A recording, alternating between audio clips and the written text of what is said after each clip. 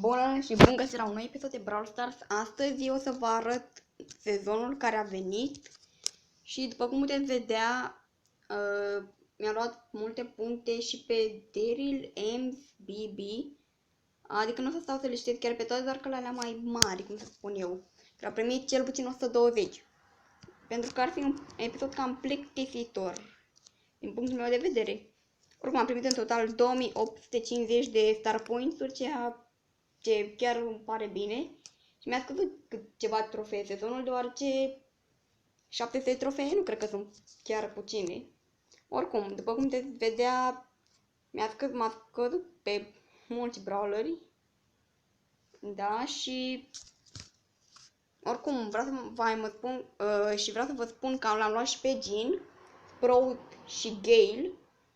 Și pe Search o să fac un episod probabil și cu el, dar decât un mică parte, deoarece deja l-ați văzut pe Search la mulți youtuberi. Și acesta este megaboxul pe care l-am deschis cu star points-urile primite. Nu mi-a aplicat mare lucru, nimic. O să la acolo și pe Search. Da? Dar măcar mi-a aplicat și din Big Box nimic mai spectaculos. Însă mi-au picat ceva lucruri, dar mie chiar îmi place.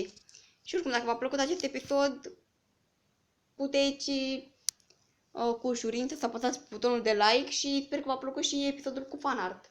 Oricum o să mai fac și mai încolo, deci pa!